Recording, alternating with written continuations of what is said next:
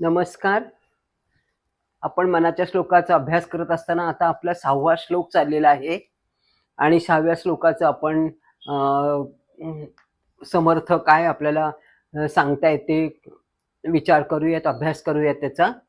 आणि सगळ्यात महत्त्वाची गोष्ट की मनाला खूप गोष्टी आपल्याला शिकायच्या आहेत.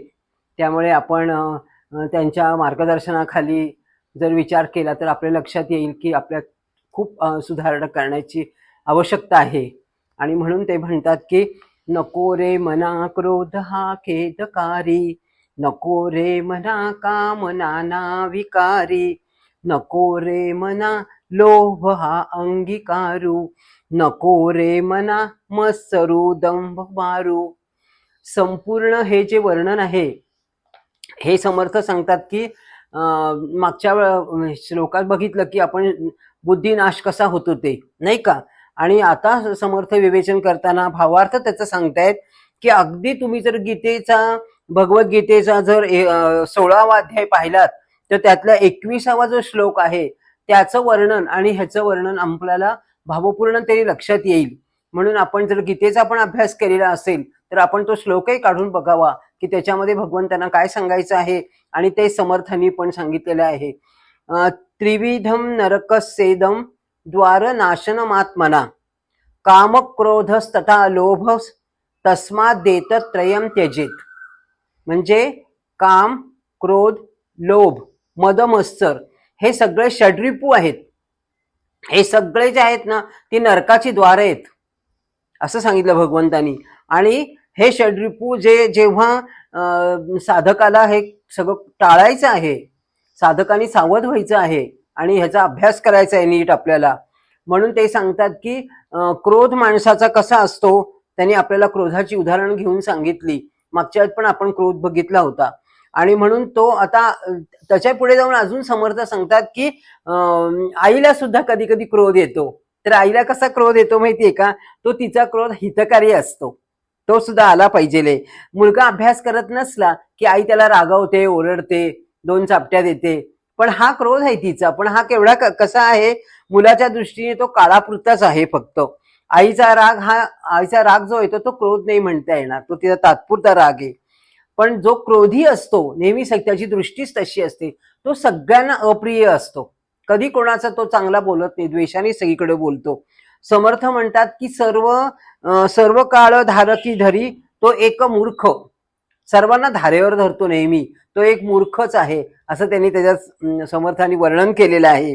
म्हणून निदान साधकांनी सहनशक्ती वाढवावी आणि ह्याचा अभ्यास करताना लक्षात घ्यावं त्यांनी की आपल्याला हे सगळं हे जे दंभ आहेत, हे सगळे षड्रिपू आहेत, यांचं आपल्याला किती मोठा अभ्यास करावा लागेल, कारण हे सहजासहजी जाणारे नाहीयेत.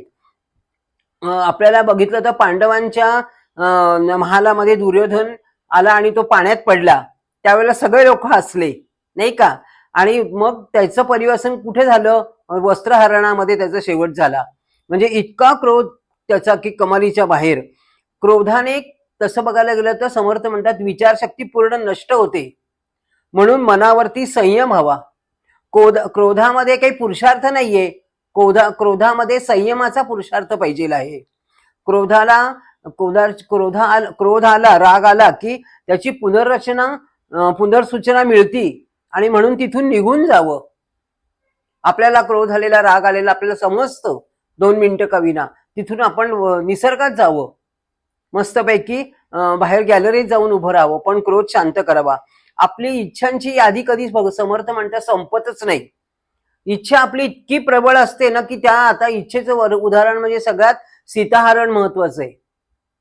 इतकी प्रबळ झालेली इच्छा आणि इतका हे अहंकार की माझ्यासारखा कोणीच नाही आणि म्हणून मी की काय काय करू शकतो, हा इतका जबरदस्त अहंकार आणि इतकी इच्छा की मला ते रत्न पाहिजेच. आणि म्हणून सीताच्या अपहरणाचं आपल्याला लक्षात येते की किती रावणाचा क्रोध होता, मद होता, लोभ होता कितीतरी. त्यामुळे तो मद काही एकटा प्रवेश करत नाही, तो दंभाला घेऊन येतो. आणि म्हणून लोभ, मद, मत्सर हे सगळे एका माळेतले आहेत. एक गेलं की एक, एक गेलं की एक येतच असतं. त्याप्रमाणे आता तसं बघायला गेलं तर दुर्योधनाची महाभारतामध्ये भीष्मांच्या बरोबर ते सगळ्यात श्रेष्ठ पितामह असताना त्यांच्या बरोबरची दुर्योधनाची भाषा कशी असायची, किती अपमानास्पद असायची, किती अहंकाराने आणि मद झालेला आहे असे असून सुद्धा तो किती मत्सर करायचा त्यांचा, किती गोष्टीमध्ये आपल्याला त्या संपूर्ण महाभारतामध्ये नीट बघितलं तर आपल्या सगळ्या लक्षात येईल. पण तर त्याला कधीही सद्गुण कुणाचे दिसलेच नाहीत. त्याला भगवंत कृष्णाचे सुद्धा सद्गुण कधीही दिसले नाहीत. तो सगळ्यांकडे त्याच दृष्टीने पाहत होता. म्हणून इतरांच्या दुर्गुणाकडे लक्ष न देता सद्गुणाकडे लक्ष, त्यांच्या सद्गुणांकडे लक्ष द्यायला पाहिजे. सामान्य व्यक्तीने सुद्धा माणसाचे गुण शोधायला पाहिजेत. प्रत्येकामध्ये काही ना काहीतरी गुण आहेत आणि त्या गुणांची पूजा करायला पाहिजे. म्हणून आपली भारतीय संस्कृती गुणपूजक आहे असं समर्थांना यातनं सगळं सार सांगायचं आहे. त्यांनी समर्थ सांगतात की बुद्धी नेहमी धर्माधिष्ठित पाहिजे आणि ती भगवंतांनी गीतेमध्ये माझी विभूती असं सांगितलेलं आहे. म्हणून असं असताना सुद्धा हे जे क्षुद्र बुद्धीचे जे आहेत लोक, ते त्यांचा विनाशामुळे नाश होतो. द्रोणाचार्यच घ्या ना, किती शूर होते, किती थोर होते, परंतु त्यांनी द्रुपद राजाचा सूड घेतल्याशिवाय ते काही राहिले नाहीत, कारण त्यांची मनाची क्षुद्रता तशी झाली होती. आणि म्हणून हे एक त्यांचं, म्हणून द्रोणाचार्यांचं पतन झालं. एखाद्यावरती सूट ठेवणं, एखाद्यावरती शेवटपर्यंत त्याच्या मागे लागणं आणि त्यात आपलं अधःपतन होत असतं. तुम्ही दुसऱ्याचं जितकं वाईट चिंताल तितकं ते सगळं आपल्यावर उलटत असतं. हा एक नियम आहे नियतीचा. आणि म्हणून